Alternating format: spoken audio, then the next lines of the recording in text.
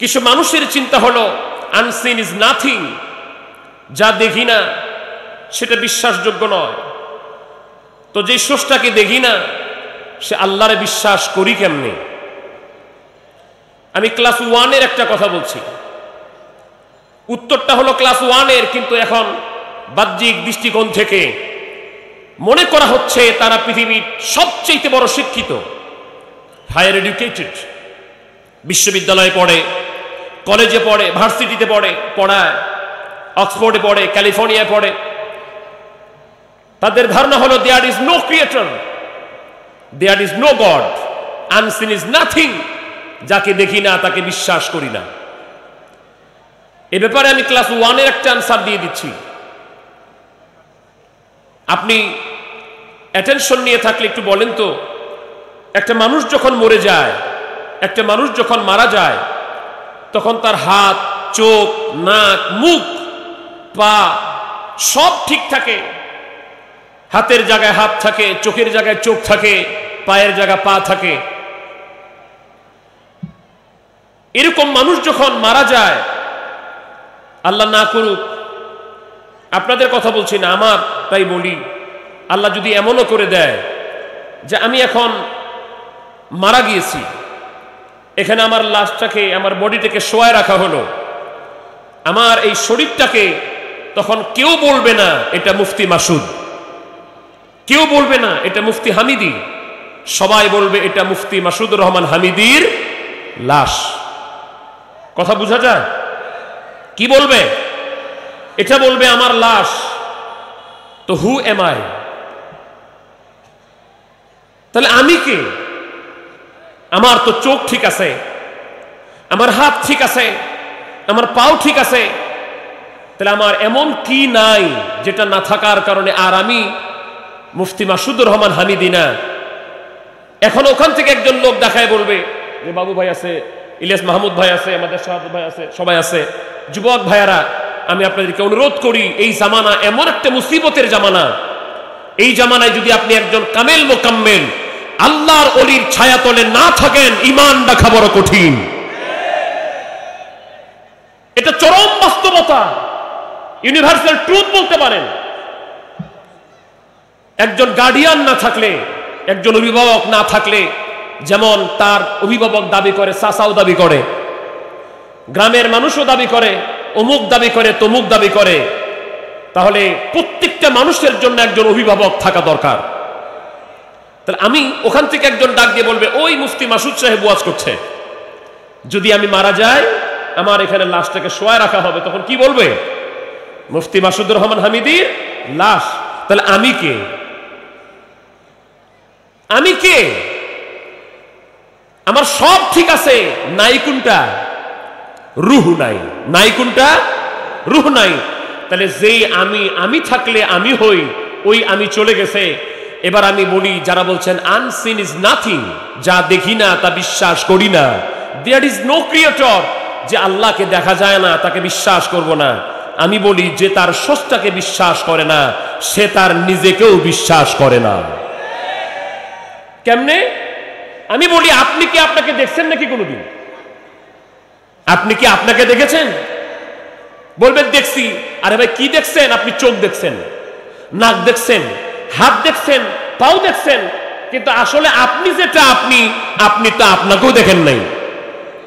তাহলে যদি unseen is nothing হয়, যা দেখি না তা মানি না, যা দেখি না তা বিশ্বাস করি না, তাহলে প্রথম কথা হলো এই লোকটা শুধু আল্লাহকে অস্বীকার করে নাই, এই ব্যাক্কেল, এই মূর্খ আগে নিজেকে অস্বীকার করেছে। এগুলি হায়ার এডুকেটেড না, এগুলি হচ্ছে হায়ার একবারে ইগনোরেন্স, একবারে মূর্খ, জাহালাত, অজ্ঞতার চরম পর্যায়ে সে পৌঁছে যায় যে তার স্রষ্টাকে অস্বীকার করে। তবে সেই স্রষ্টাকে চেনার কিছু মাধ্যম লাগে, মাধ্যম লাগে, এমনি চিনা যায় না, একজন মাধ্যম লাগে যে তাকে স্রষ্টাকে চেনাবে। এজন্য আল্লাহ 1 লাখ বা 2,24,000 পয়গম্বর এই জগতে প্রেরণ করেছেন। তার সব শেষে আমার আল্লাহ পাক তার হাবিব আমাদের নবী রাহমাতুল লিল আলামিন রাসূল করিম রাউফুর রহিম আমার দয়াল নবী রাসূল পাক সাল্লাল্লাহু আলাইহি ওয়াসাল্লামকে পাঠিয়েছেন সব নবীর শেষে। আমরা নবীকে পেয়ে খুশি, একটু মহব্বতে বলেন আলহামদুলিল্লাহ। আল্লাহ পাক তার হাবিবকে জগতে পাঠালেন। নবীজির বয়স যখন 40 বছর, একটু জোরে বলেন কয় বছর? আর একটু জোরে, কয় বছর? নবী আমার হেরা পর্বতের গুহার মধ্যে ধ্যানমগ্নরত। আল্লাহ রাব্বুল আলামিন বললেন, জিবরাইলের আর দেরি নয়, আমার নবী রাহমাতুল লিল আলামিনের কাছে চলে যা।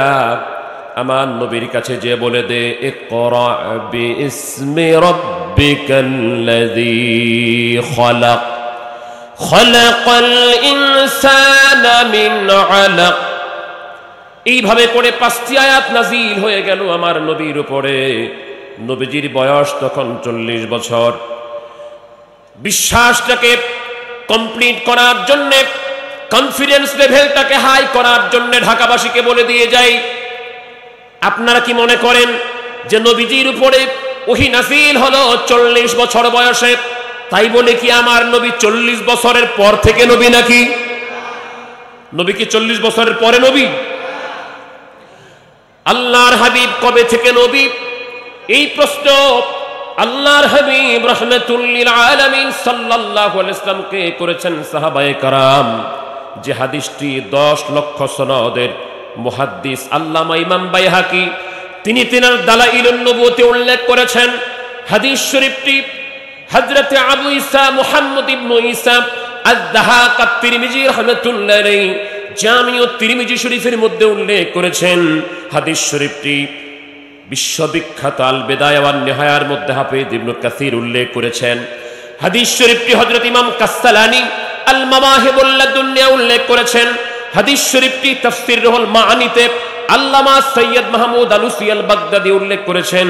হাদিস শরীফটি আল্লামা ইসমাইল হাক্কি রাহমাতুল্লাহি তাফসীর রুহুল বায়ানে উল্লেখ করেছেন। খতিব তিবরিজি মিশকাতুল মাসাবির 523টি হাদিস উল্লেখ করেছেন। সাহাবায়ে কেরাম প্রশ্ন করলেন, মা তাওয়াজাবাত লাকান নবুওয়াত ইয়া রাসূলুল্লাহ ইয়া হাবিবাল্লাহ, আই মাতা কুনতা নবিয়্যা ইয়া রাসূলুল্লাহ। ওগো আল্লাহর হাবিব রাহমাতুল লিল আলামিন, আমরা জানতে চাই আপনি কবে থেকে নবী, আপনাকে আল্লাহ পাক কবে থেকে নবী অবধারিত করেছেন? রাহমাতুল লিল আলামিন ডাইরেক্ট জবাব দিয়ে দিলেন, ওয়া আদামু বাইনার রূহি ওয়াল জাসাদ। আমার সাহাবীরা শুনে রাখো, আমার আল্লাহ যখন আদম নবীকে তৈরি করে তার বডির ভিতরে, তার জিসমের ভিতরে, তার দেহের ভিতরে রুহু দেয় নাই, সোল দেয় নাই, আত্মা দেয় নাই, একদিকে বডি আর একদিকে রুহু। আমার দয়াল নবী রাসূল পাক সাল্লাল্লাহু আলাইহি সাল্লাম বলেন, আমি নবী তখনও নবী ছিলাম। তাহলে নবী কি 40 বছরের পরের নবী? সব নবী শেষে জগতে এসেছেন, এটা ঠিক, কিন্তু আমার আল্লাহ সর্বপ্রথম আমার দয়াল নবীকে নির্বাচন করেছেন। একটা প্রোগ্রাম হলে আজকে বিশ্ব জাকির মঞ্জিল কর্তৃক আয়োজিত, অর্থাৎ মোহাম্মদ মিয়া ভাইজান মুজাদ্দিদের নির্দেশে মাহফিল হচ্ছে, এটা আলাদা মাহফিল। অন্য প্রোগ্রাম হলে যার আয়োজক কমিটি থাকে তারা চিন্তা করে আমার 2-3 জন আলেম লাগবে, 2-3 জন বক্তা লাগবে, সেখানে একজন প্রধান বক্তা দরকার। এখন আপনার বুদ্ধি করে বলেন তো, ওই মাহফিলের কমিটি প্রথম যোগাযোগ করে প্রধান বক্তাকে আগে ঠিক করে না 5 নম্বর বক্তাকে? কাকে ঠিক করে? প্রধান বক্তাকে আগে সিলেকশন করে, যে প্রধান বক্তা কে থাকবে তার আগে দরকার, তারে পাওয়া যায় কিনা, তার নির্বাচন করতে হবে। কিন্তু মাহফিলে উঠাই দিলে প্রধান বক্তাকে আগে দেয় না পরে দেয়? আমার আল্লাহ রাব্বুল আলামিন যার খাতিরে তামাম দুনিয়া সাজালেন, যাকে সর্বপ্রথম নির্বাচন করলেন তিনি হলেন রাহমাতুল লিল আলামিন। আমার আল্লাহ পাক সর্বপ্রথম তার হাবিবকে নির্বাচন করেছেন, কিন্তু দুনিয়ার জমিনে যখন পাঠিয়েছেন আমার আল্লাহ রাব্বুল আলামিন সর্ব নবীর শেষে সব নবীদের কমপ্লিট যখন হয়ে গেল, আল্লাহ রাব্বুল আলামিন যখন 1,24,999 জন নবী পাঠিয়ে কমপ্লিট করে দিলেন, পরিপূর্ণতা দেওয়ার জন্য, কমপ্লিকেশন দেওয়ার জন্য, পুরা ফিনিশিং দেওয়ার জন্য একজন নবী আমাদেরকে আল্লাহ পাক দান করলেন। তিনি হচ্ছেন আমাদের দয়াল নবী, রাহমাতুল লিল আলামিন। দয়াল নবী রাসূল পাক সাল্লাল্লাহু আলাইহি সাল্লাম সর্বশেষ এবং সর্বশ্রেষ্ঠ নবী, ঠিক কি না? আমার নবী যে শেষ নবী, এতে কোনো আপত্তি আছে আপনাদের? হাত তুলে দেখান, আপনাদের কোনো আপত্তি আছে? আমরা কি আমার দয়াল নবীর পরে অন্য কাউকে নবী মানতে চাই? দরকার আছে কোনো? আমার দয়াল নবীর পরে আর কোন নবী দরকার নাই। আমার নবীর পরে যারা অন্য কাউকে নবী খুঁজে, দয়াল নবীর পরে যারা অন্য কাউকে নবী মনে করে, আমরা স্পষ্ট আকারে জানিয়ে দেই এরা মুসলমান নয়, এরা মুসলমান নয়, এরা আল্লাহর বান্দা নয়, এরা আমার নবীর উম্মত নয়। অতএব কাদিয়ানী সহ तमाम পৃথিবীতে আমার নবীর পরে যারা নবুয়তি দাবি করে তারা বেঈমান না ঈমানদার? আর একটু জোরে বলেন, ঈমানদার না বেঈমান? আমার নবীর পরে আর কোন নবীর দরকারই নেই আমাদের। আল্লাহ পাক তাকে দিয়ে নবুয়তির শেষ করে দিয়েছেন, পরিসমাপ্তি করে দিয়েছেন। আমরা আহ্বান জানাচ্ছি মুসলমানদের ভিতরে, ইসলামের ভিতরে যারা বিভ্রান্তি ছড়াচ্ছে, অপপ্রচার চালাচ্ছে, আমরা আবেদন জানাচ্ছি, সসম্মানে স্পষ্ট আকারে আবেদন জানাচ্ছি, এদেরকে চিহ্নিত করে আলাদা করে।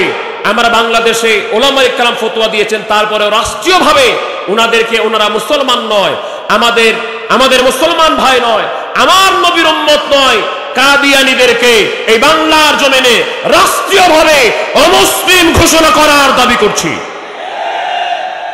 ভাইরা আমার, এছাড়াও যারা আমাদের দেশকে উত্তপ্ত করার চেষ্টা করছে, ভ্রাতৃঘাতী সংঘাত লাগাবার চেষ্টা করছে, আমাদের স্বাধীন সার্বভৌম বাংলাদেশকে যারা উত্তপ্ত করবার চেষ্টা করছে, ভ্রাতৃঘাতী সংঘাত লাগাবার চেষ্টা করছে, মুসলমান, হিন্দু, বৌদ্ধ, খ্রিস্টান সবাই মিলেমিশে বসবাস করছি। এই সম্প্রীতির বাংলাদেশকে যারা সম্প্রীতি নষ্ট করে উত্তপ্ত করার চেষ্টা করছে, গতকালকের একটাই কাহিনী, গতকালকের একটা নিউজ এসেছে আমাদের বাংলাদেশে। এই বাংলাদেশে হিন্দুরা থাকবে, খ্রিস্টানরা থাকবে, বৌদ্ধরা থাকবে, সকল ধর্মের মানুষ একসাথে বসবাস করবে। কিন্তু যে কোনো সংগঠনের নাম দিয়া, ইসকনের নাম দিয়া মুসলমানদের বিরুদ্ধে হিন্দুদেরকে, হিন্দুদের বিরুদ্ধে মুসলমানদেরকে লাগিয়ে দিয়ে যারা বাংলাদেশকে উত্তপ্ত করতে চায়, আমরা প্রশাসনের দৃষ্টি আকর্ষণ করছি, এই লোকগুলিকে চিহ্নিত করে আইনের আওতায় আনতে হবে। ভাইয়া আমার, বাংলাদেশ আউলিয়া ইকরামদের দেশ। এই বাংলাদেশ ইসলাম প্রচার করেছেন আউলিয়া ইকরাম।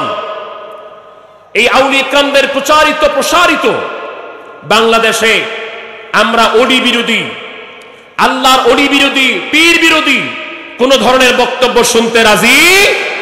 হ্যাঁ, কারো যদি সন্দেহ হয়, কারো যদি মনে হয় যে পীর এগুলি ইসলামে নাই, ওলি এগুলি ইসলামে নাই, তরিকত এবং তাসাউফ এগুলি ইসলামে নাই, আমরা ওপেনলি সবার সাথে আলোচনা করার দরজা খোলা আছে। আপনারা বসেন আমাদের সাথে, আলোচনা করেন আমাদের সাথে। মানুষকে বিভ্রান্ত করার কোনো সুযোগ। এখন যুবকদেরকে বলছি, ঢাকা শহর তো, এখানে রোজ টিভি অনলাইন, তাসাউফ টিভি সহ অনেকগুলি চ্যানেল থেকে, not only Bangladesh but also all over the world, পৃথিবীর সর্বত্র প্রায় সব জায়গায় আমাদের এই প্রচার প্রচারণা যাচ্ছে। আমি একটা মেসেজ দিতে চাচ্ছি যুব সমাজকে, মেসেজ দিতে চাচ্ছি যুব সমাজকে এবং যারা এডুকেটেড, যারা পড়াশোনা করছেন ভার্সিটিতে, কলেজে, বিশ্ববিদ্যালয়ে, যারা লেখাপড়া করছেন, যারা শিক্ষকতা করছেন, আমি সবাইকে একটা মেসেজ দিতে চাচ্ছি। অনেকে মনে করছে ওলি আল্লাহ, পীর মুরিদি এবং ইলমে তাসাউফ এটা নতুন এবং মহাদেশে। এই ইলমে তাসাউফ, পীর মুরিদি এটা ইসলামের কোনো বিষয় নয়, এবং ইলমে তাসাউফ বা তাসাউফ তত্ত্ব এবং পীর মুরিদি সুফিবাদ, এই বিষয়টা আসলে ইসলামের সঙ্গে সাংঘর্ষিক। আমি বিষয়টাকে খুলাসা করবার জন্য বলছি।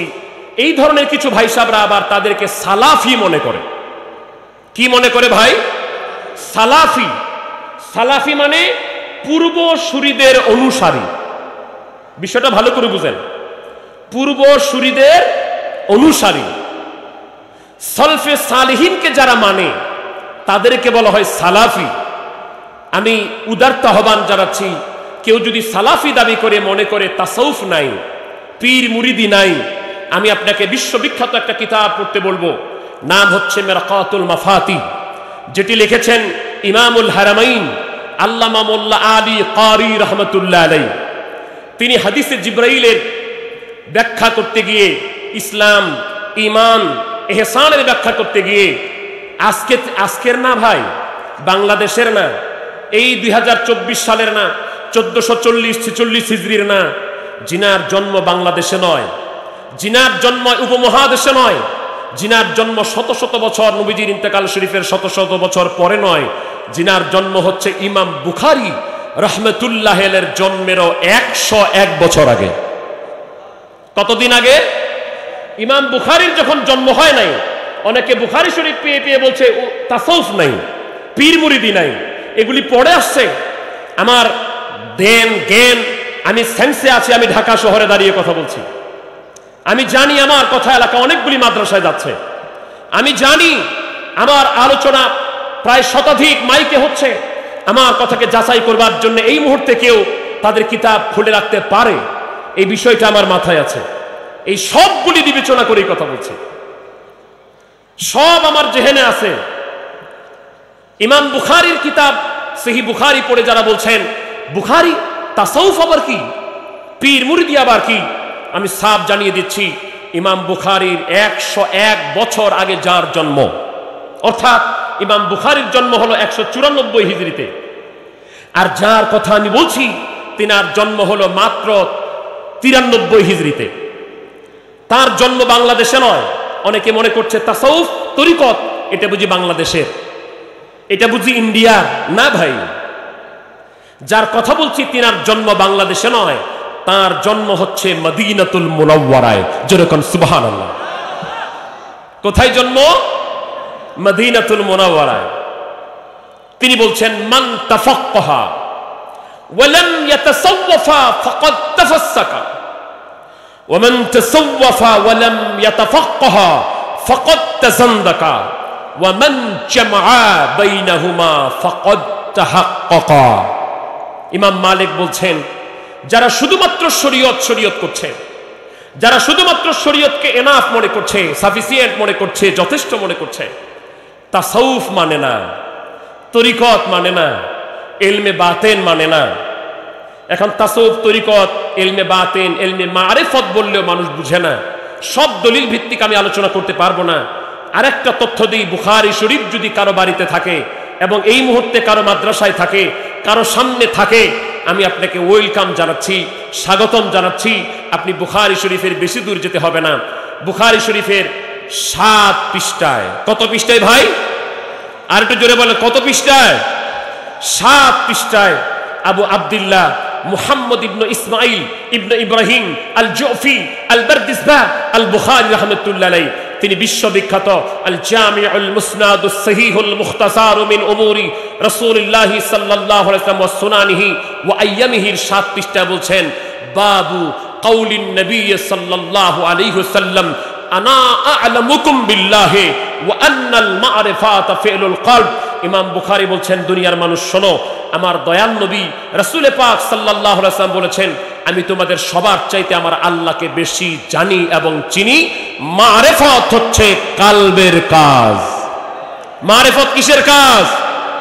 আর একটু জোরে বলেন, মারিফত কিসের কাজ? তাহলে মারিফত যদি কালবের কাজ হয়, তাহলে এটা কালব দিয়ে শিখতে হবে। মারিফত যদি কালবের কাজ হয়, এটা ব্রেন দিয়া ঢুকবে না। তাহলে আজীবন আপনি এই বিদ্যা অর্জন করার জন্য কলেজ, ভার্সিটি, শরীয়তের আলেম, দাওরা, এটা সেটার দিকে ঘুরলে যারা আপনাকে ব্রেনের জ্ঞান দিবে, আজীবন তাদের কাছে এই কালবের বিদ্যা পাওয়া যাবে না। তো মারিফতের বিদ্যা, কালবের বিদ্যা পেতে গেলে তার কাছে যেতে হবে যার কাছে কালবের বিদ্যা আছে। আমার জাকের ভাড়া মিলান তো আমার কথা। আমার পীর কেবলা জান হুজুর যখন আমাদেরকে তরিকা দিয়েছেন, তখন বলেছেন, বাবা বাম স্তন 2 আঙ্গুল নিচে চামড়া হাড়, এর ভিতরে 1 টুকরা গোস্ত যেটা ধরফর করছে, বাবা এটাকে ইংরেজিতে বলা হয় হার্ট, বাংলায় বলা হয় হৃৎপিণ্ড, আরবিতে বলা হয় কলব। বাবা এই কালবের মধ্যে আল্লাহর ভেদের মহাসমুদ্র আছে। বাবা খেয়াল করলে শুনতে পারবা সেখানে আল্লাহ আল্লাহ আল্লাহ আল্লাহ জিকির হচ্ছে। আমার পীর কেবলা জান বলতেন, বাবা একটা ছোট্ট বট বীজের মধ্যে একটা বিরাট বটগাছ লুকায়িত থাকে, এটা বাস্তব। একটা আমের আঠির মধ্যে একটা বিশাল আম গাছ লুকায়িত থাকে, এটা বাস্তব। একটা তালের আঠির ভিতরে বিশাল তাল গাছ লুকায়িত থাকে, এটা বাস্তব। ঠিক বাবা, আপনার কালবের মধ্যে আল্লাহর ভেবের মহাদপ্তর লুকায়িত আছে, এটা বাস্তব। বাবা তালাশ করে দেখেন, ওই কালবের মধ্যে তালাশ করলে আমার আল্লাহকে পাওয়া যায়। কালব তোমার জিন্দা রবে, মরণ হবে না। কালব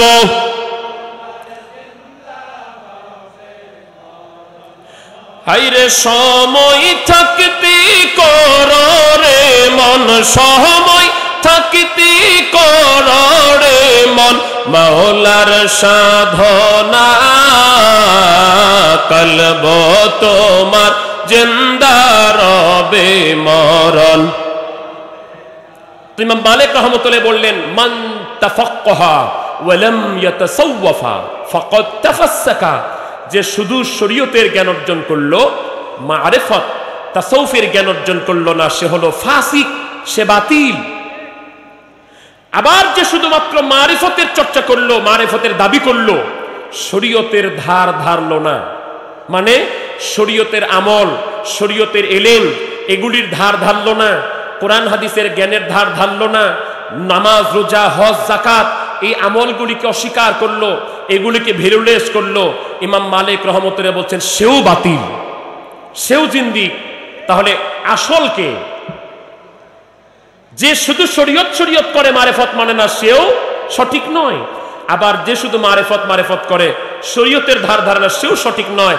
আমরা জানতে চাই সঠিক কে, আসল কে? ইমাম মালিক বলছেন, ওয়ামান জামা বাইনাহুমা ফাকাদ তাহাক্কাকা। যে ব্যক্তি শরীয়ত মানলো, যে ব্যক্তি তাসাউফ মানলো, যার কাছে জাহেরও আছে বাতেনও আছে। ইমাম মালিক রহমতুল্লাহ আজকে থেকে প্রায় 1350 বছর আগে স্পষ্ট আকারে বলে দিয়েছেন, যেখানে শরীয়ত আছে মারেফত আছে, ওইটাই সঠিক জায়গা। শুধু শরীয়ত আছে মারেফত নাই, সঠিক নয়। শুধু মারেফত আছে শরীয়ত নাই, সঠিক নয়। যেখানে শরীয়ত আছে মারেফত আছে, তারাই সঠিক। এবার আমি জানতে চাই, বিশ্ব জাকির মঞ্জিলের শরীয়ত আছে না নাই? আর একটু জোরে বলেন, আছে না নাই? বিশ্ব জাকির মঞ্জিলে মারেফত আছে না নাই? তাহলে বিশ্ব জাকির মঞ্জিলের শরীয়ত আছে, মারেফত আছে। অতএব বিশ্ব জাকির মঞ্জিল হক্কানি দরবার এই সার্টিফিকেট, এই সিগনেচার দিয়ে এর স্বীকৃতি বর্তমান যুগের কারো কাছে আমার নেওয়ার দরকার নাই, নাই। আসল খেলা কালবে। আমার নবীর হেরা পর্বতের গুহার কথা আমি বলবো ইনশাআল্লাহ। আসল খেলা কোথায় ভাইজান? আর যদি আসল কথা কোথায়? এটার পবিত্রতার উপর নির্ভর করে আসল জিনিস। এটাকে পবিত্র করার কথা আল্লাহ তাআলা কোরআন কারিমে অসংখ্য জায়গায় বলেছেন। আমি বলছিলাম তাসাউফকে যারা অস্বীকার করছেন, আপনি একটু খেয়াল করেন। তাসাউফ হচ্ছে ইলমে বাতিনকে পরিষ্কার করা, কালবকে পরিষ্কার করার। তো এর কথা আল্লাহ তাআলা কোরআন কারিমে বলেছেন কি বলেন নাই, আমরা একটু শুনি দেখি। আল্লাহ পাক বলছেন কোরআনুল কারিমে সূরা আলার মধ্যে, قد أفلح من تزكى وذكر اسم ربه فصلى। আমার আল্লাহ রাব্বুল আলামিন বলেন, সফল হলো ওই ব্যক্তি যে তার অন্তরকে পরিশোধিত করলো, যে তার অন্তরকে সাফ করলো, সে হলো সফল। এবার সূরা শামসের মধ্যে আল্লাহ পাক বলছেন, قد أفلح পরিশুদ্ধ করে দিল, সে হলো বিফল। আপনি মনে করতে পারেন আট্টসি দরবার শরীফে সেখানে কালবের সাফাই করা হয়, সেখানে জিকির শিক্ষা দেওয়া হয়, ইলমে তাসাউফ শিক্ষা দেওয়া হয়। লাভ বুঝি আট্টসি পীরের, লাভ বুঝি খাজা বাবা ফরিদপুরীর। আমরা যদি কেউ আট্টসি না যাই, আট্টসির পীরের পীরত্ব শেষ হয়ে যাবে, হবে নাকি? আট্টসির পীরের পীরত্ব শেষ হয়ে যাবে? আমি জাকের ভাইরা আপনারা আমার সাথে একমত হবেন, আমি ইঙ্গিতমূলক একটা কথা বলি। আট্টসির পীর খাজা বাবা ফরিদপুরি কি মুফতি মাসুদুর রহমান হামিদিকে নিয়ে দিয়া বিশ্বৌলি, আবু নাসের জিহাদি সাহেবকে দিয়ে বিশ্বৌলি, আবুল্লাহ সানসারি সাহেবকে দিয়ে বিশ্বৌলি হইছেন? আমার পীর খাজা বাবা ফরিদপুরি আকল মানরা ইশারা বাসাদ, জ্ঞানীদের জন্য ইশারাই যথেষ্ট। কেউ যদি মনে করে আমি আটটসি দরবারে না গেলে আটটসি আর গরু যাবে না, মানুষ যাবে না, জাকের আল্লাহ যাবে না, আমি বলি বোকা। তোমাকে দিয়া আমাকে দিয়া খাজা বাবা ফরিদপুরি বিশ্ব ওলি না। তুমি যদি মনে করে আমি দরবার ছেড়ে দিলে আর মানুষ আটটসি যাবে না, তুমি মইরা দেখো, তোমার মরার পরেও মানুষ যাবে। এত বড় মহাকামেল খাজা বাবা ফরিদপুরির কদমে আমরা খেদমত করতে পারছি, এটা আমাদের কপাল। আমার পীর আমাদের মতো আলেম বিশ্ব জাকির মঞ্জিলে গেছে বিধায় তিনি বিশ্ব ওলি না। তিনি বিশ্ব ওলি হওয়ার জন্য তিনার জীবনে, আমি কিছুক্ষণ সময় পেলে আমার পীরের কিছু জীবনে আপনাকে শোনাবো। তিনি তিনার জীবনে 8 বছর বয়সে পীরের সন্ধান পেয়েছেন। 10 বছর বয়স থেকে পীরের দরবারে আসা যাওয়া করেছেন। দীর্ঘ 40 থেকে 44টা বছর যে আল্লাহ এবং আল্লাহ রাসূলকে রাজি খুশি করলে বিশ্ব ওলি হওয়া যায়, অলিকুল সম্রাট হওয়া যায়, জামানার মুজাদ্দিদ হওয়া যায়, তিনি সে আল্লাহ এবং আল্লাহ রাসূলকে রাজি খুশি করে তিনি বিশ্ব ওলি খাজা বাবা ফরিদপুরি। তাম দুনিয়ার মানুষ যদি তার কাছে যায় তার মর্যাদা বাড়াতে পারবে না, কেউ যদি না যায় একটুও মর্যাদা তার কমবে না। নিজের কপালকে সাফ করার জন্য, নিজের তাকদীরকে ভালো করার জন্য, আমার নিজের লাভের জন্য আমরা আল্লাহর ওলির দরবারে যাই। আমার কাল সাফ করতে হবে, আমার প্রয়োজন। আল্লাহ পাক সূরা ফাতিরে বলছেন, আল্লাহ রাব্বুল আলামিন সূরা ফাতিরের মধ্যে সুন্দর করে বলছেন, ওয়ামান তাযাক্কা ফাইন্নামা ইয়াতাযাক্কা লিনাফসিহি। আমার আল্লাহ পাক বলেন, যে তার অন্তরকে সাফ করলো, যে তার অন্তরকে পরিশোধিত করলো, সে আমি আল্লাহর লাভ করলো না, অন্য মানুষেরও লাভ করলো না। যে তার অন্তরকে সাফ করলো, কালবে আল্লাহর জিকির জারি করলো, সেটা তার নিজের লাভের জন্য করলো। কার লাভ? আমার লাভ। আমরা যদি কেউ আল্লাহর জিকির না করি, এক মানুষ যদি আল্লাহর বন্দেগী না করে, নামাজ না পড়ে, আল্লাহর কোনো লস আছে? কোনো লস আছে? আমরা পৃথিবীর কেউ যদি নবীর সামনে দুরূদ শরীফ না পড়ি, আমার নবীর নবুতি কমে যাবে? যাবে কমে? কিন্তু আমাদের দেশে এরকম ওয়াজ হয়, নবীর জন্য দোয়া করেন, নবীকে আল্লাহ পাক মাকামে মাহমুদ দিয়ে দিবেন। নবীর জন্য দুরূদ পড়েন, আল্লাহ নবীকে বড় বানাবেন। আরে বোকা, তুমি নবীর সামনে দুরূদ পড়ে নবীর মর্যাদা বাড়াবা? পৃথিবীর কেউ যদি আমার নবীর সামনে দুরূদ শরীফ না পড়ে, আমার নবীর সামনে দুরূদ একটা সেকেন্ডের জন্য বন্ধ হবে না। সুনান দারমির মধ্যে হাদিস এসেছে, মিশকাত শরীফে এসেছে, আমার আল্লাহ প্রতিদিন 1,40,000 এঞ্জেলস, 1,40,000 রহমতের ফেরেশতা 2 শিফটে আমার নবী রওজা পাকে মনোনীত করে দিয়েছেন, নির্ধারিত করে দিয়েছেন। পৃথিবীর কেউ যদি নবীর সামনে দুরূদ শরীফ না পড়ে, প্রতিদিন 1,40,000 রহমতের ফেরেশতা আমার নবীর সামনে রওজা পাকে দুরূদ শরীফ পড়তেই থাকবে। ভাইরা আমার, একটু ভালো করে দেখেন, আমার পীর কেবলা জান হুজুরের জীবনের দিকে যাব, নবীর কথা একটু বলে আসি। দয়াল নবী রাসূল পাক সাল্লাল্লাহু আলাইহি ওয়াসাল্লাম হেরা পর্বতের গুহার মধ্যে আয়াত নাজিল হলো, আনুষ্ঠানিকভাবে নবুয়তের দায়িত্ব তিনি পেলেন। তার আগেও তো আমার নবী ছিলেন। নবী আমার ঈমানের দাওয়াত দিলেন, কেউ বা কবুল করলো আর কেউ বা কবুল করলো না। আমার দয়াল নবী রাসূল পাক সাল্লাল্লাহু আলাইহি ওয়াসাল্লাম আলীকে যেয়ে বলছে, আলী রে, হযরত আলী বুঝতে পারলেন নবীর একটু বিমর্ষ। হযরত আলী মাওলা আলী কাররামাল্লাহু ওয়াজহু জিজ্ঞেস করলেন, ইয়া রাসূলুল্লাহ, ইয়া হাবিবাল্লাহ, আপনাকে চিন্তিত মনে হয়, আপনাকে ভারাক্রান্ত মনে হয়, কি জানি চিন্তা করছেন, কি জানি ভাবছেন। নবী আমার বললেন, রে আলী, আমার উপর ওহী নাজিল হয়েছে, আমাকে আল্লাহ পাক নবুয়তের মৌলিক আনুষ্ঠানিক দায়িত্ব দিয়েছে। বলো রে আলী, এই দুনিয়ার মানুষ কি আমাকে নবী হিসেবে মানবে নাকি? হযরত আলী বলেন, ইয়া রাসূলুল্লাহ, ইয়া হাবিবাল্লাহ, কেউ আপনাকে মানুক আর না মানুক, আমি আলী ঈমান এনে এই মুহূর্তে মুসলমান হয়ে গেলাম। কারণ আমি জানি পৃথিবীর জমিনে আপনি নবী না হলে কেউ নবী হতে পারে না। আম্মাজান খাদিজার কাছে চলে গেলেন। আম্মাজান খাদিজা বললেন, ইয়া রাসূলুল্লাহি, ইয়া হাবিবাল্লাহ, চিন্তিত, কয় খাদিজা রে, আমার আল্লাহ পাক আমাকে আনুষ্ঠানিক নবুয়তের যে দায়িত্ব দিয়েছে, বলো দেখি রে খাদিজা, মানুষগুলি মানবে নাকি? আম্মাজান খাদিজাতুল কুবরা বলেন, ইয়া রাসূলুল্লাহি, ইয়া হাবিবাল্লাহ, আপনার চরিত্র, আপনার মাধুর্য, আপনার ব্যবহার, মানুষের সাথে মুআমালা, মুআশারা, মানুষকে আদর করা, অসহায়কে সহায় দেওয়া, বিপন্ন মানুষকে সাহায্য করা, অসহায় মানুষের পাশে দাঁড়ানো, ছোটকে স্নেহ করা, বড়কে সম্মান করা, যে আপনার নীতি, যে আপনার আদর্শ, যে আপনার চরিত্র, তিন দুনিয়ার কোনো মানুষ মানুক আর না মানুক, আমি খাদিজা ঘোষণা দিলাম আপনি হলেন আল্লাহর রাসূল। কাফিরদের কাছে রাসূল করিম সাল্লাল্লাহু আলাইহি ওয়াসাল্লামের দাওয়াত দিয়েছেন। রাসূল করিম সাল্লাল্লাহু আলাইহি ওয়াসাল্লাম কেউ তাকে এই ব্যাপারে অনেকে ঈমান আনছে, অনেকে ঈমান আন নাই, কিন্তু আমার দয়াল নবী রাসূল পাক সাল্লাল্লাহু আলাইহি ওয়াসাল্লামের চরিত্রের ব্যাপারে, তার ক্যারেক্টারিস্টিক্সের ব্যাপারে, তার চরিত্রের ব্যাপারে পৃথিবীর এমন কোন মানুষ বলতে পারেনি, আমি এই কথাটা আবার বলছি, পৃথিবীর এমন কোন মানুষ বলতে পারেনি, হয়তো সে নবী মানে নাই, কিন্তু পৃথিবীর এমন কোন মানুষ বলতে পারেনি যে মুহাম্মদ সাল্লাল্লাহু আলাইহি ওয়াসাল্লাম জীবনে একটা মিথ্যা কথা বলেছে। সুবহানাল্লাহ বলেন।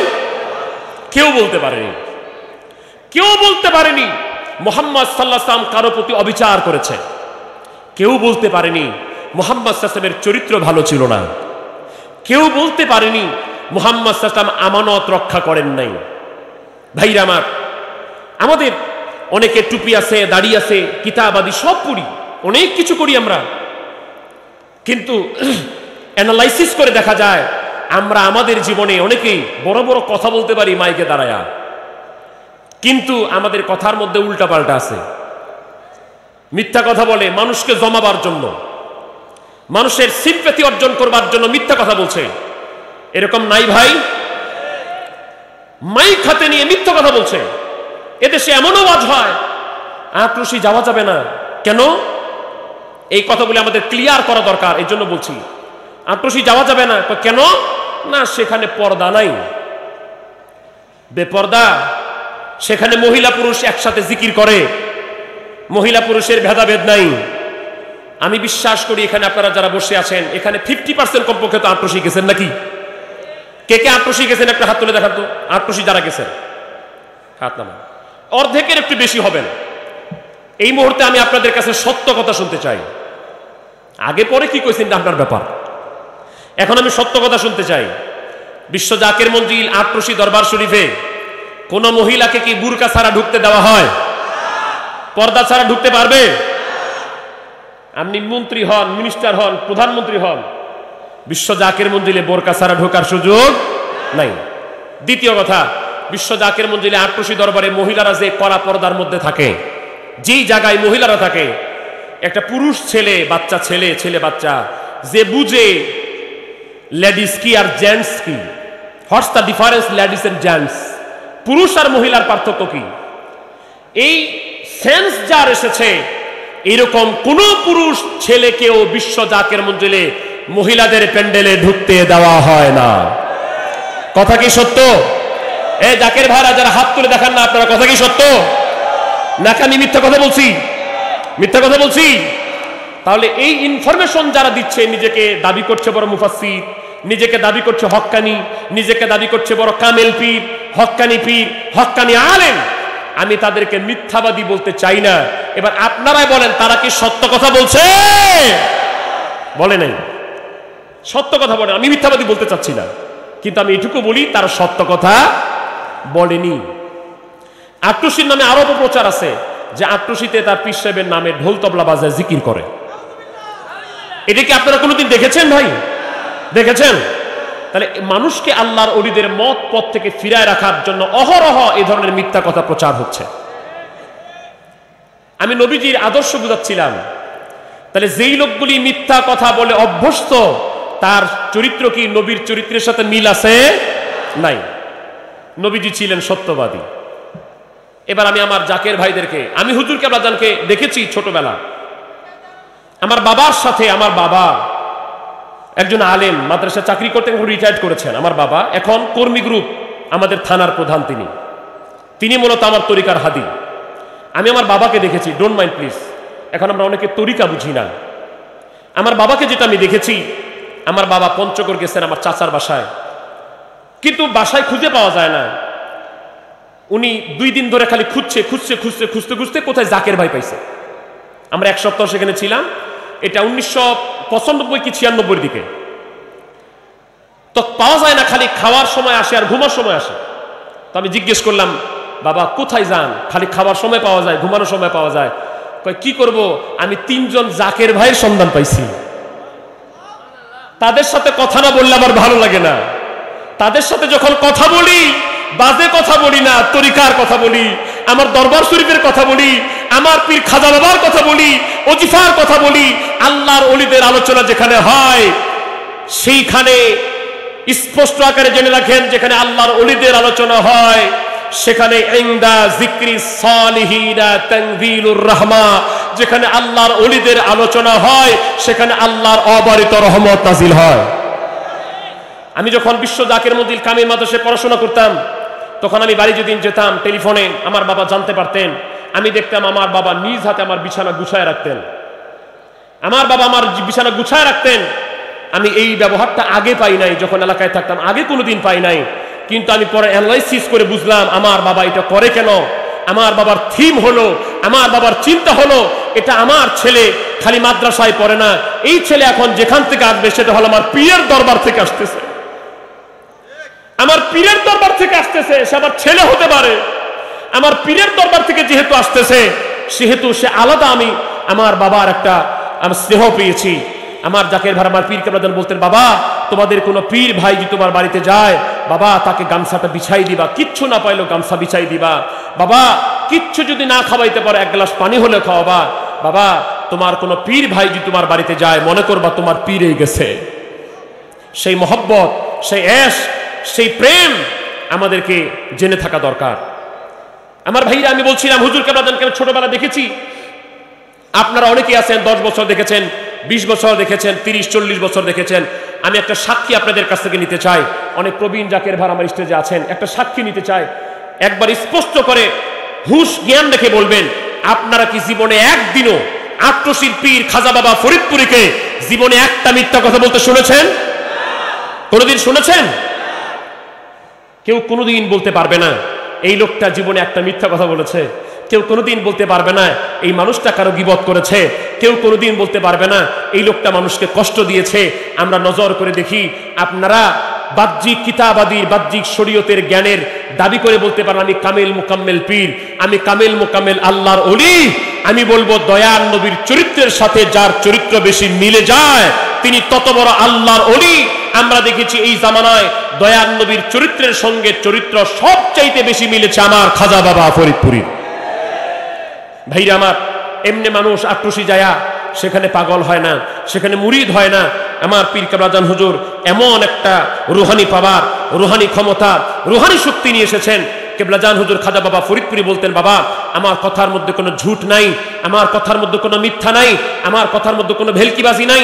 বাবা আমার কথার মধ্যে কোনো 2 নাম্বারই নাই। বাবা আমার কথা যদি তোমরা মেনে চলতে পারো, আমার কথা মতো যদি তোমরা চলতে পারো, বাবা দুনিয়াতে থাকতেই নগদ বেহেশত কামাই করে কবরে শুইতে পারবা। আমি কথাটাকে নিয়ে অনেক গবেষণা করলাম, অনেকগুলি দলিল পেলাম। তার মধ্যে আমি 2-3 মিনিটে একটা বলি। জামিউত তিরমিজি শরীফ এসেছে, রাসূল করিম সাল্লাল্লাহু আলাইহি ওয়াসাল্লামের একজন সাহাবী মসজিদে কুবাতে নামাজ পড়াতেন, ইমামতি করতেন।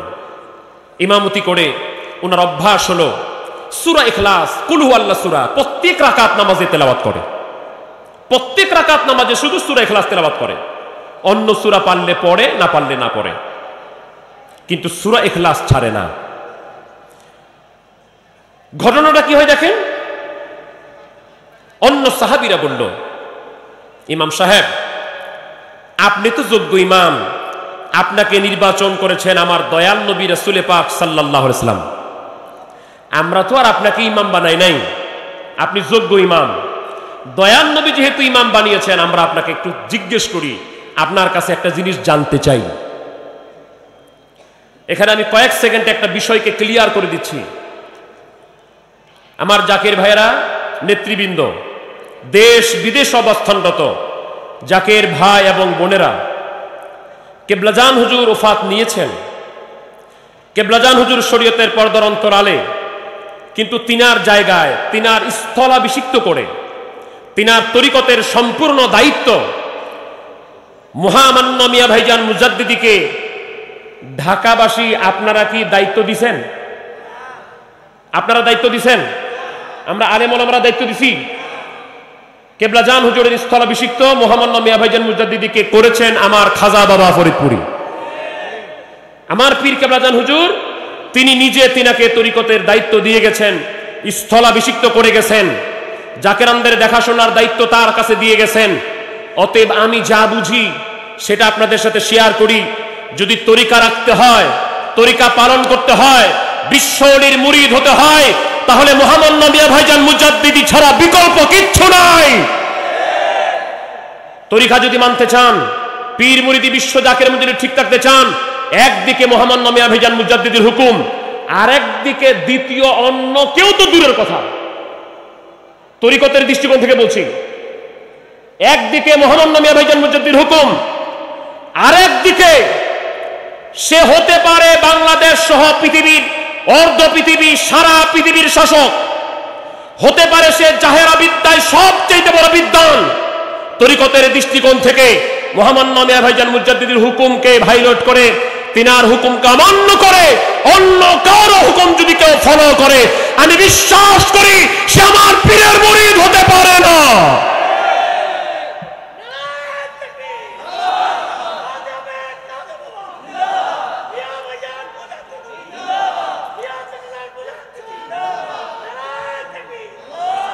এবার আমি জাকের ভাই বোনদেরকে, বোনেরা আপনারা আস্তে আস্তে বলিয়েন, আপনাদের জোরে বলার দরকার নেই। আপনারা জাকের ভাইরা একটু জবান খুলে বলবেন, মহামান্য মিয়া ভাইজান মুজাদ্দিদী আমাদেরকে ওরস শরীফ করতে বলেছেন ঢাকায় না বিশ্ব জাকের মঞ্জিলে?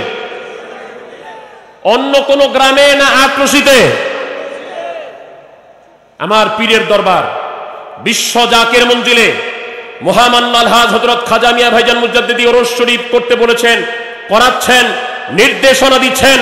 অতএব আমরা খাজা বাবা ফরিদপুরের মুরিদ সন্তানরা এর বিকল্প কোনো কিছু চিন্তা করতে পারি না, আর কোনো কিছু দরকার হবে না। আমার নতুন মঞ্জিল দরকার নাই, নতুন ঠিকানা দরকার নাই। আমার পীর যেখানে, মুরিদ হিসেবে আমি থাকবো সেখানে। অন্য কোনো কিছু আমি চিন্তা করতে চাই না। আপনি কোন দল করবেন, কোন রাজনীতি করবেন, প্রচলিত যত রাজনীতি করবেন না কি করবেন সেটা আপনার ব্যাপার। বিশ্ব জাকের মঞ্জিল অরাজনৈতিক দরবার। বর্তমানে বিশ্ব জাকের মঞ্জিলে কোন দলীয় রাজনীতি হয় না, কোন একক দলীয় রাজনীতি চর্চা করা হয় না বিশ্ব জাকের মঞ্জিলে। সেই বিশ্ব জাকের মঞ্জিলে সব দলের, সব শ্রেণীর, সকল পেশার মানুষের যাওয়ার জন্য বিশ্ব জাকের মঞ্জিলের দরজা খোলা। শুধু মুসলমান না, অন্য ধর্মের মানুষের জন্য জাকের মঞ্জিলের দরজা খোলা। বড় চাচা জান মুজাদ্দিদী দয়া করে কয়েকদিন আগে আমি অধমের সাথে কথা বলতে বলতে তিনি বলছেন যে হামিদি সাহেব, আপনি মানুষকে জানাই দিবেন বিশ্ব জাকের মঞ্জিল এখানে সবার জন্য খোদা প্রাপ্তির চর্চা করার সুযোগ আছে। এখানে শুধু মুসলমান না, অন্য ধর্মের মানুষগুলিও যায়, অন্য ধর্মের মানুষগুলিও বিশ্ব জাকের মঞ্জিলে যায় সত্য ইসলামের দাওয়াত পায়। সত্য ইসলামের মহিমার কথা যারা জানতে পারে, বুঝতে পারে, অসংখ্য মানুষ এরকম আছে বিশ্ব জাকের মঞ্জিলে সত্য ইসলামের দাওয়াত পাওয়ার পরে অসংখ্য মানুষ ইসলাম কবুলও করেছে। এটা হলো আল্লাহর ওলিদের আদর্শ দেখে, ইসলামের মহিমা দেখে। মারামারি, কাটাকাটি, রগ কাটাকাটি, মারামারি দেখে, ভাইয়ে ভাইয়ে মারামারি দেখে, খুনাখুনি দেখে কোনো মুসলিম মুসলমান হয় নাই ভাই।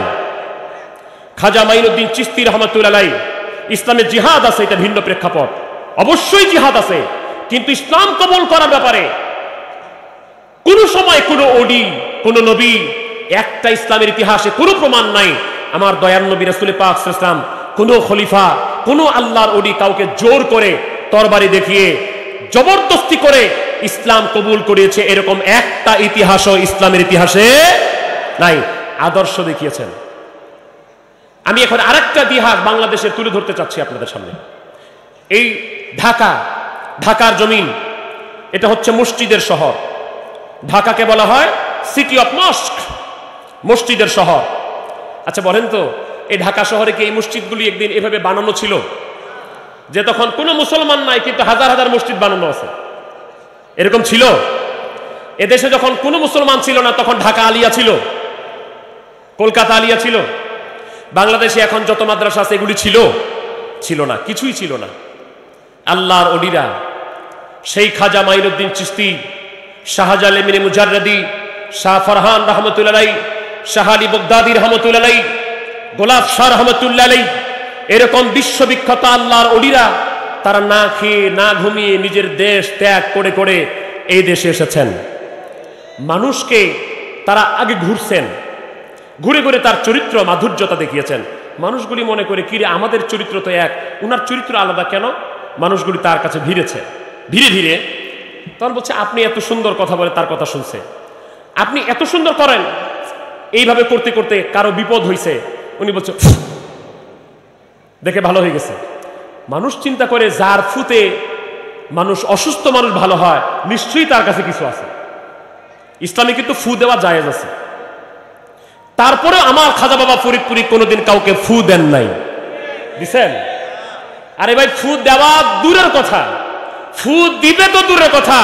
আমার আল্লাহ তার জবানে এমন একটা নিয়ামত দান করেছেন, এমন একটা পাওয়ার দান করেছেন, তার লিসানে খাজা বাবা ফরিদপুরের জবানে এমন একটা নিয়ামত আমার কেবলা জান হুজুরকে আল্লাহ পাক দান করেছেন, কথা কওয়ার সাথে সাথে আল্লাহর দরবারে মঞ্জুর হয়ে গেছে। ফু দিতে হয় নাই, ইশারা করলে সহি হয়ে গেছে। ঘটনাটা মনে রাখেন, আমি ছোট্ট করে বলি। আমার এলাকা ঠাকুরগাঁ, হরিপুর থানায়, সেখানে এখন গুডাউনে চাকরি করে দাউদুল ইসলাম নামে একজন লোক, ভদ্রলোক। তিনি দরবার শরীফে অনেকদিন খেদমত করেছেন, মাটি কেটেছেন, বেড়া বেঁধেছেন। আমি আপনাদেরকে অনুরোধ করি, আপনারা ঢাকা সিটির মানুষ, কাজ করতে পারেন না, কাজ নাই তো শারীরিক কাজ করবেন কি? মাঝে মাঝে যায়া, সুযোগ পাইলে মাঝে মাঝে যা একজন আল্লাহর ওলির দরবারে মাটি কাটবেন, ঝাড়ু দিবেন। শান্তি লাগবে দেহে, শান্তি লাগবে মনে। আল্লাহ এবং আল্লাহ রাসূলের মহব্বতে অন্তর কেঁপে উঠবে, আল্লাহর নূরের তাজাল্লিতে দিল রোশন হয়ে যাবে। অনেকদিন দরবার শরীফে যা খালি বসে থাকেন না, শারীরিক খেদমত করবেন, যে যেটা পারেন। যারা ইন্টেলিজেন্ট আছেন, বিভিন্ন প্রশাসনে আছেন, তারা নিরাপত্তার খেদমত করবেন। আমাদের যুবকর্মী, ছাত্রকর্মী ভাইয়েরা, স্বেচ্ছাসেবক ভাইয়েরা নিরাপত্তার দায়িত্ব পালন করছে, এটা প্রশংসনীয়। যারাই যখন যে দায়িত্বে থাকবেন তাদেরকে আমরা প্রশংসা করছি। আমাদের শহীদুল্লাহ বাবু ভাই আছে, ইলিয়াস মাহমুদ ভাই আছে, তাদের নেতৃত্বে যুবকর্মী, ছাত্রকর্মী তারা এখন সুসংগঠিত। আমরা আহ্বান করছি আপনাদেরকে, আপনাদের ছেলে যাদের আছে, ছোট ভাই যাদের আছে, এদেরকে তৈরি করতে হবে। আমরা সারা জীবন থাকবো না, আপনি সারা জীবন থাকবেন না। ছোট ভাইকে তৈরি করেন, ছেলেদেরকে তৈরি করেন। আমি বিশ্বাস করি আপনার যেই ছেলে একজন আল্লাহর ওলির দরবারে যাওয়া আসা করবে, ওই ছেলে কোনোদিন বেয়াদব হবে না। অনেকে তো ঢাকা শহরে আপনারা আফসোসে আছেন, আপনারা টেনশনে আছেন, ছেলে কথা শোনে না, নেশা খাচ্ছে, এটা করছে, ওটা করছে। আমি আপনাকে দাওয়াত দিয়ে গেলাম, আপনার সন্তান কথা শুনছে না, আপনার অবাধ্য হয়ে চলছে, আপনি বিশ্ব জাকির মধ্যে নিয়ে যান। 1 বছর যাবে না, 6 মাস যাবে না, বিশ্বাস করি 2-1 মাসের মধ্যে যেই সন্তান আপনার কথা শুনতো না, আল্লাহর ওলির দরবারে সংস্পর্শ পেয়ে সেই সন্তান আপনার চোখে চোখ লাগিয়ে কথা বলতে ভয় পাবে। জি আলহামদুলিল্লাহ, আমাদের জসিমউদ্দিন জুয়েল ভাই, আমার চাচা জানের একান্ত সচিব এবং কেন্দ্রীয় দপ্তর প্রধান জসিমউদ্দিন জুয়েল ভাই, আমার বিষয়টা আমি খেয়াল করছি কিন্তু জানা ছিল না। মাসের প্রথম শুক্রবার জুমার দিন এলাকা থেকে কাফেলা করে বিশ্ব জাকির মঞ্জিলে ফ্রি, যারা টাকা না দিতে পারবেন তাদেরকে ফ্রি নিয়ে যাওয়া হয়। আমরা আপনাকে দেখার জন্য হলে একটাবার যাবার দাওয়াত দিচ্ছি, যা দেখে আসেন না হয় কি। শুনছেন তো অনেক কিছু। যাক, আমি টাইট ফিটলি আমাকে কিছু কথা বলতে হচ্ছে। আমি বলছিলাম যে সন্তান আপনার কথা শোনে না, যে সন্তান বিপথে চলে গেছে, বেয়াদব হয়ে গেছে, যে সন্তান আপনার উল্টা চলে, বিশ্বাস করেন, বাস্তবতা পরীক্ষা করেন, ওই সন্তানকে আল্লাহর ওলির দরবারে নিয়ে যান। ওই সন্তান আপনার বিপথে চলবে না, ওই সন্তান আপনার অমতে চলবে না। যেই সন্তান আপনাকে ধমক দিত, যেই সন্তান, এখন একটা ভাইরাস হচ্ছে, সন্তানের হাতে বাবা খুন, সন্তানের হাতে মা খুন। আপনি একটা প্রমাণও দেখাতে পারবেন না, আমি বিশ্বাস করি, যে একজন সন্তান নিয়মিত আল্লাহর ওলির দরবারে যাওয়া আসা করে, একজন কামেল মোকাম্মেল আল্লাহর ওলির দরবারে যাওয়া আসা করে, এইরকম কোন সন্তান তার মা বাবাকে আঘাত করেছে ইনশাআল্লাহ এরকম একটা প্রমাণও দেখাতে পারবেন না, ইনশাআল্লাহ বলে বলছি। কারণ আমার পীরের দরবারে গেলে প্রথম বলা হয় বাবা আদব, আদব, আদব। হাদিস শরীফ মিশকাত করাতে গেলে কিতাবুল আদব। যাক, এটা আমি অন্যদিন সময় পেলে বলবো, যে কথাটা বলছিলাম, খেদমত করবেন দরবার শরীফে গেলে, খালি বসে থাকেন না। বোনেরা ভিতর বাড়িতে খেদমত করবেন, আর ভাইয়েরা যে যেটা ভালো পারেন সেখানে খেদমত করবেন। তো দাউদুল ভাই খেদমত করছে অনেক দিন। ওই সময় দরবার শরীফ এত শান শওকত না, টিনের হুজরা শরীফ, ম্যাক্সিমাম ঘরগুলি টিনের। অনেকদিন খেদমত করলেন, খাওয়া নাই, দাওয়া নাই, হয়তো অল্প খাইছে, দিনে একবার খাইছে। যেদিন খেদমত, ওই খেদমতটা শেষ হলো, সেদিন জাকির ভাইরা গেছে হুজুর কেবলাজানের কাছে দেখা করতে, সাক্ষাৎ করতে গেছে। তো কেবলাজান হুজুর বললেন, বাবা আপনারা তো অনেক দিন খেদমত করলেন, বাবা আপনাদের খাওয়া ঠিক মতো হয় নাই বাবা। ভাইজান, আমার কেবলাজান হুজুর এমন মহাউলি, গতকালকে শরীয়তপুর আমাদের প্রোগ্রাম ছিল, সেখানে জালাল ভাই নামে একজন ভাইয়ের সাথে পরিচয় হলো। ওই জালাল ভাই বললেন, ভাইজান আমার পীর কেবলাজান হুজুর যখন সবাই ঘুমাই যাইতো, দরবার শরীফ নিঝুম হয়ে যেত, সবাই ঘুমাই গেছে, আজমির ভাইকে ডাক দিয়ে বলতো, আজমির জালালকে ডাক দাও। বললো, ভাইজান উনার কথা বলছেন? ভাইজান আমাকে কেবলাজান হুজুর ডাক দিয়ে বললো, বাবা জালাল চলো তো একটু ঘুরে আসি, আমার মুরিদরা কেমনে, কে কোথায় ঘুমাচ্ছে, আমি দেখি তো তারা কে কোথায় ঘুমাচ্ছে, কে খায় ঘুমাচ্ছে, কে না খায় ঘুমাচ্ছে। আব্দুল ভাই বলেন, কেবলাজান আমাদেরকে ডাকলেন, ডেকে বলেন, বাবা অনেকদিন তো খেদমত করলেন, কিছুই তো খাওয়াইতে পারলাম না, তো বাবা আপনাদের না খাওয়াইতে পারলে তো আমার ভালো লাগে না। খাদেম সাহেবকে বললেন, বাবা দেখেন তো হুজরা শরীফে কিছু আছে কিনা। খাদেম সাহেব বলল, হুজুর কিছু নাই, এখন হুজরা শরীফে এই মুহূর্তে কিছু নাই। কেবলাজান হুজুর নিচে খাট মোবারকের নিচে একটু ঠাকুর দিয়ে দেখলেন, বললেন, বাবা ওই যে কি জানি দেখা যায়। খাদেম সাহেব জিব্বায় কামড় দিয়ে বসছে, আরে আমার তো স্মরণ ছিল না, প্রায় 5-6 দিন আগে আমাদের এক জাকের ভাই পায়েস মিষ্টান্ন পাক করে হুজুর কেবলার জন্য দিয়ে গেছে, ওটা মনে নাই ওই খাদেম সাহেবের। এখন বিশ্ব জাকির মঞ্জিলে আটরশি দরবারে ঢাকা সহ বিভিন্ন জায়গা থেকে গরু ছাগল চাইল ডাইল এগুলো হাদিয়ার নজরানা যায় না ভাই, যায় না? অনেক মানুষের এটা নিয়ে অনেক আপত্তি আছে। এখন আপত্তিটার দলিল অনেকগুলি আছে, আমি যৌক্তিক একটা দলিল দিয়ে দিই, যৌক্তিকভাবে কয়েক সেকেন্ডে। যে বলবে আটরশিতে গরু ছাগল চাল ডাল হাদিয়া দেওয়া যাবে না, আপনি স্বাভাবিক দৃষ্টিকোণ থেকে বাইতুল মুকাররম থেকে একটা জায়নামাজ একটা তসবিহ এনে ওই ভাইকে হাদিয়া দিয়ে, উনি কি ফেরত দিবে? উনি নিয়ে দোয়া করে আপনার 14 গোষ্ঠীকে বেহেশতে পাঠাই দিবে। তাহলে উনারে দিলে আমারে দিলে কোনো সমস্যা নাই, আল্লাহর ওলিকে দিলে সমস্যা। তাহলে সমস্যাটা দলিলে না, সমস্যাটা হলো হিংসা। আমার আজহারি ভাই বলেছিলেন, একটা বাতি যদি একটা চকের মধ্যে জ্বলে, এখানে লাইট বলছে জ্বলছে, এখানে পোকাগুলিকে দাওয়াত দিয়ে আনতে হয় না, পোকাগুলি লাইটের আকর্ষণে এমনি আসে।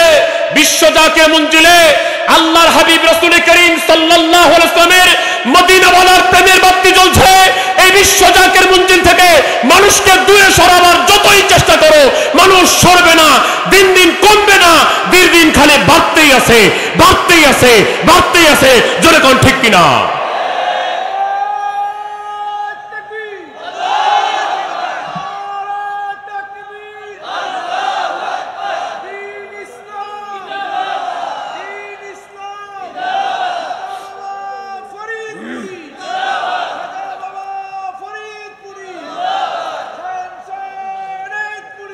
যাক,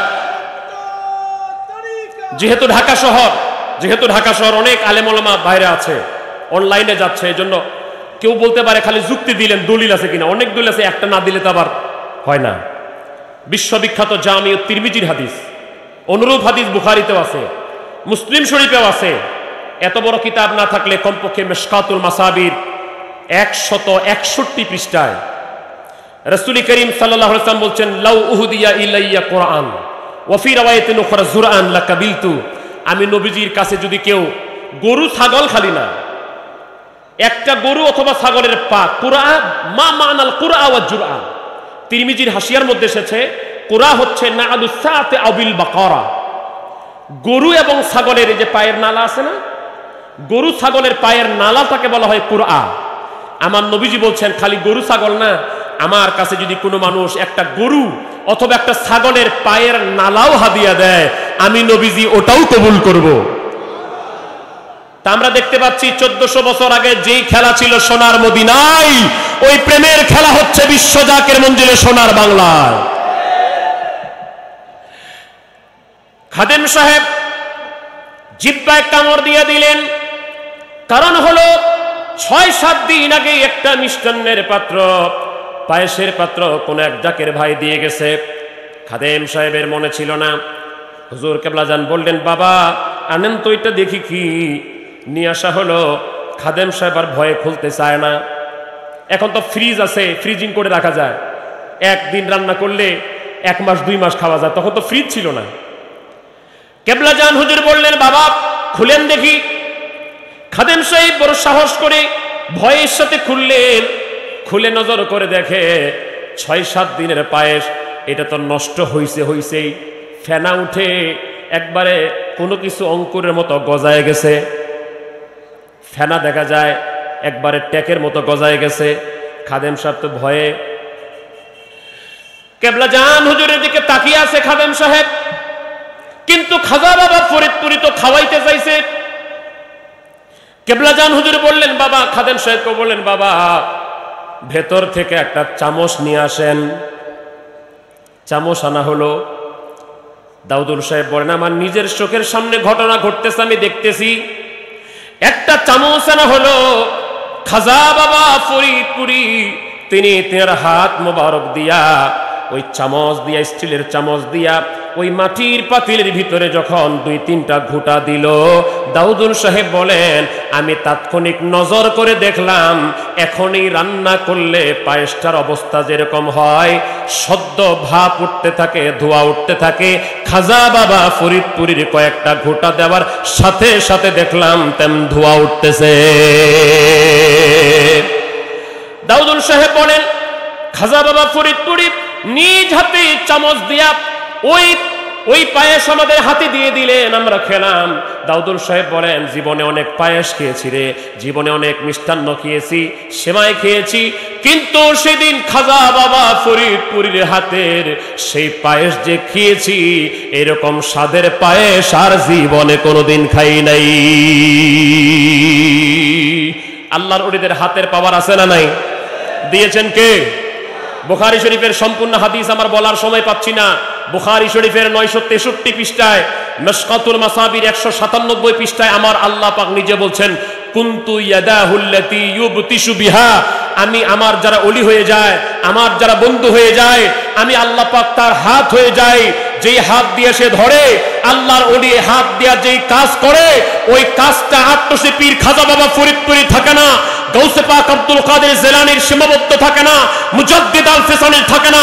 আল্লাহ বলছে ওটা আমি আল্লাহ পাকের কুদরত দ্বারা পরিচালিত হয়ে যায়। এই আঙ্গুল আমার পীর কেবলাজান যার সিনার মধ্যে লাগিয়ে দিয়েছেন, এখানে আমার কথার সাথে একমত হবেন অনেক জাকের ভাইরা। অনেকে সহ্য করতে পারছে, অনেকে সহ্য না করতে পারে, সাথে সাথে বেহুশ হয়ে জমিনে পড়ে গেছে। এমন একটা কারেন্ট সিনার মধ্যে লেগে গেছে, এটা অনেকে সহ্য না করতে পেরে, এই আঙ্গুলের ছোঁয়া যখন লেগেছে সহ্য না করতে পারে।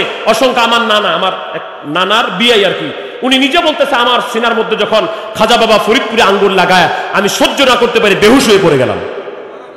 এই জন্য তো আমাদের মনসুর আল হেলাল ভাই মাঝে মাঝে গজলটা গায়, আঙ্গুল লাগাইয়া সিনায় কি খেলা খেলায়, আঙ্গুল লাগাইয়া সিনায় কি খেলা খেলায়, হায়রে পাগল কই রাসে আমায়, পাগল কই রাসে আমায়, 18 বাবায়, আঙ্গুল লাগাইয়া সিনাই কি খেলা খেলায় বাবায়, আঙ্গুল লাগাইয়া সিনাই। বাবার আঙ্গুলের কি গুণ,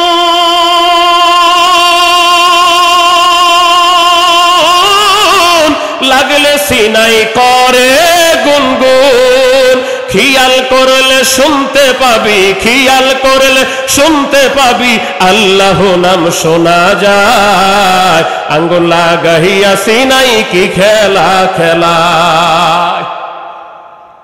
নবীজির হাদিসটা বলে খাজা বাবা ফরিদপুরি যে বললেন, আমার কথা মানতে পারলে নগদ বেহেশত কামাই করে কবরে শুইতে পারবা, এটা বলে শেষ করে দিচ্ছে। মসজিদে কুবা ইমাম নামাজ পড়ায়, প্রত্যেক রাকাত নামাজে সূরা ইখলাস, অন্য সূরা পারলে পড়ে, না হলে না পড়ে। সাহাবীরা বলল, ইমাম সাহেব আপনি সূরা ইখলাস বাদ দিতে পারেন না?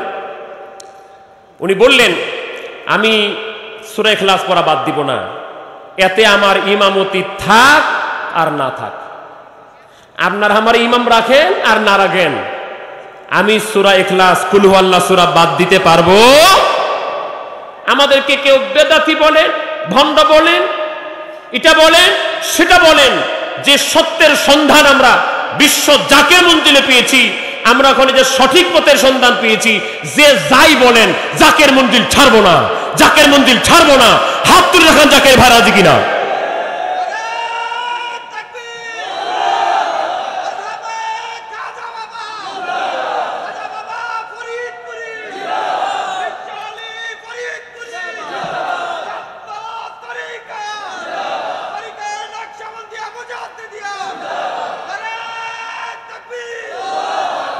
খালি বেদাত বেদাত। আমি কয়েক জায়গায় কথাটা বলছি, আপনি আঙ্গুল দিয়ে দেখাই দিতে পারবেন আপনার কোনটা বেদাত? আপনি খালি এমনি কইতে পারেন বেদাত, কিন্তু আপনি কি দেখাইতে পারবেন যে এইটা বেদাত? মাজার জিয়ারত, রহমত পালন, কোরআন তেলাওয়াত, জিকির আজকার, মুরাকাবা মুশাহাদা, নফল নামাজ, ফাতিহা শরীফ, খতম শরীফ, আপনি একটা আমলের মধ্যে বেদাত দেখাইতে পারবেন না, পারবেন না। মিলাদ কিয়াম নিয়া আপনি মিলাদ করছেন না, আপনি আপনার মতো থাকেন, আপনার ভালো লাগে না, আপনি আপনার মতো থাকেন। এই উপমহাদেশে যদি মিলাদ কিয়ামকে বাদ দিতে যাই, যে মিলাদ কিয়াম যারা পড়ছে তারা বেদাতি, তাহলে বাংলাদেশে কোনো মৌলবীগিরির মৌলবীগিরি থাকবে না, সবাই বেদাতি হয়ে যাবে। কারণ যাদের মাধ্যমে হাদিস কোরআন এসে তারা মিলাদ কিয়াম করছে, আপনি তাদের কাছ থেকে হাদিস কোরআন পায়া এখন করছেন মিলাদ করলে বেদাত, তাহলে কারো অস্তিত্ব থাকবে না। That is another subject of discussion, আমি সেদিকে যাচ্ছি না ভাইরা আমার। তো ওই লোক বলছে আমি সূরা ইখলাস বাদ দিতে পারবো না, দরকার হলে ইমামতি বাদ দিয়ে দিব। তো ঠিক আছে, অন্য সাহাবীরা বলল তাহলে নবীজি আসুক, নবীজি ফয়সালা করবে। নবীজি আসলেন শনিবার সোমবার মসজিদে কুবায় আসতেন, যে মসজিদে 2 রাকাত নামাজ যদি কেউ আদায় করে, আল্লাহ তাআলা তার আমল নামায় একটা নফল ওমরার সওয়াব দান করে দেন। আল্লাহ আমাকে 2 বার পড়ার সুযোগ দিয়েছে, আমি 2 বার পড়েছি। আমার বেলাল ভাই গেছে, অনেক হাজী সাহেব এখানে আসেন, গেছেন। নবীজি আসছে, দয়ার নবীর কাছে সাহাবীরা কয়, হুজুর আপনার ইমাম তো যোগ্য, ইমাম খুব যোগ্যতা সম্পন্ন, কিন্তু আপনার ইমাম সাহেবের একটা অভ্যাস আছে। কি অভ্যাস? আপনার ইমাম খালি প্রত্যেক রাকাত নামাজে সূরা কুল হুয়াল্লাহ পড়ে। তাই নাকি ইমাম সাহেব? জি। আপনি বলে প্রত্যেক রাকাত নামাজে খালি সূরা ইখলাস পড়েন? হ্যাঁ পড়ি হুজুর। নবীজি জিজ্ঞেস করলেন কেন? এইটাকে এরকম আবশ্যক বানিয়ে নিয়েছো কেন? লম্বা চওড়া উত্তর দেন নাই, বলছেন ইন্নী উহিব্বুহা, হুজুর আমি সূরা ইখলাসকে ভালোবেসে ফেলেছি।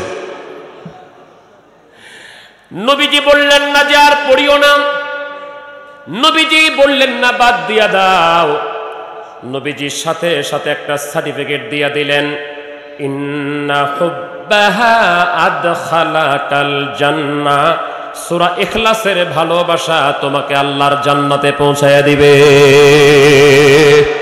যদি বেশি বেশি সূরা ইখলাস পাঠ করো, এটার ভালোবাসাই তোমাকে জান্নাতে পৌঁছায় দিবে।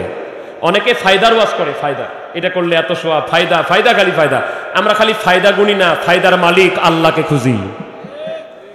আমাদেরও ফায়দা আছে না নাই? তো খাজা বাবা ফরিদপুরে যে বলেন, বাবা আমার কথা যদি মানতে পারো, দুনিয়াতে থাকতে নগদ বেহেশত কামাই করে শুইতে পারবা।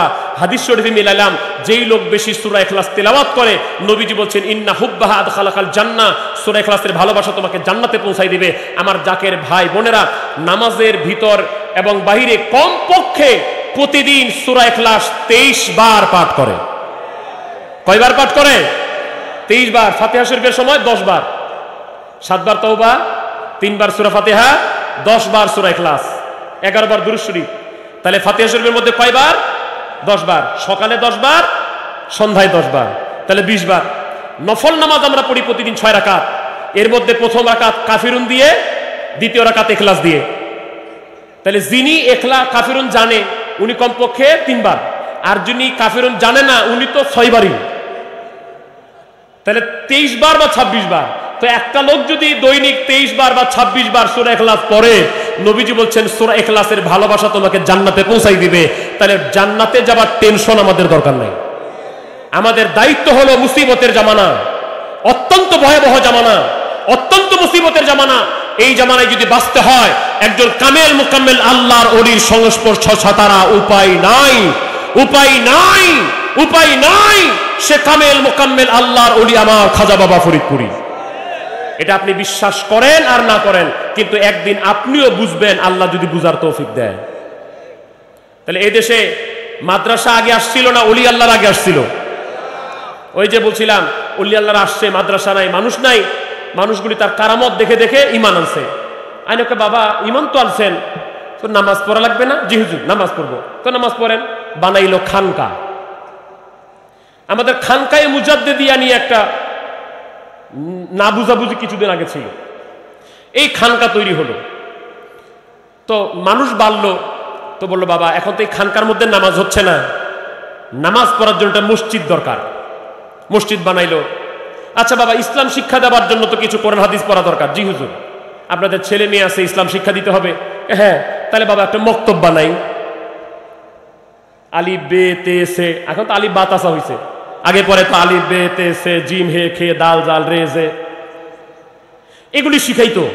শিখাইতে শিখাইতে এই যে মক্তব দিয়া মাদ্রাসার সূচনা হলো।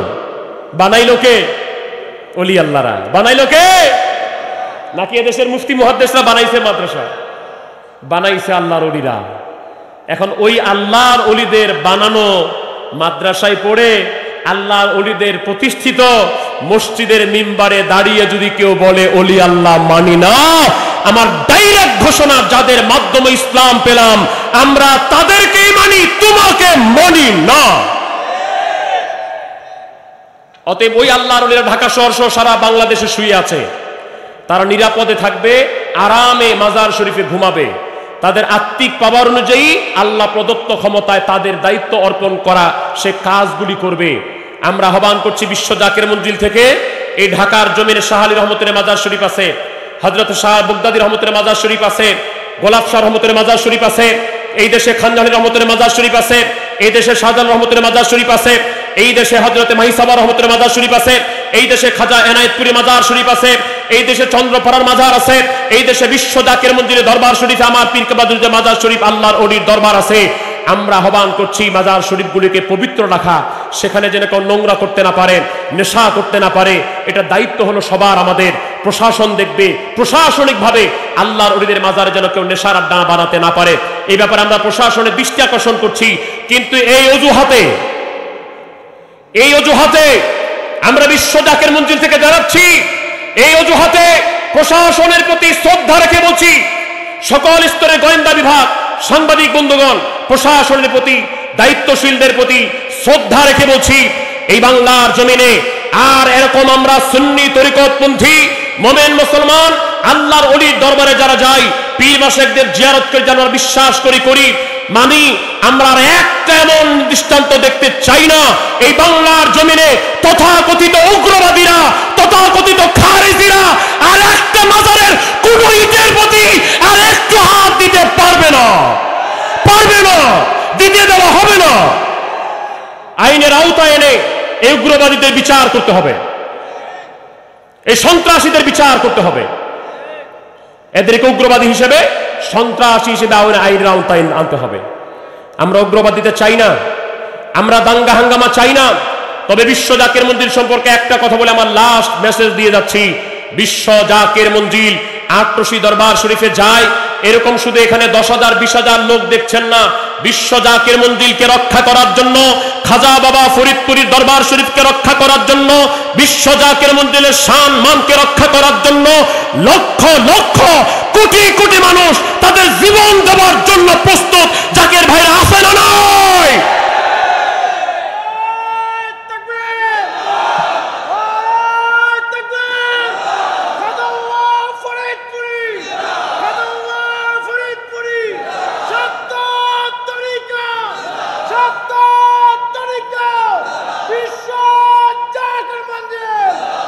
ওয়া আখির দাওয়ানা আনিল হামদুলিল্লাহি রাব্বিল আলামিন।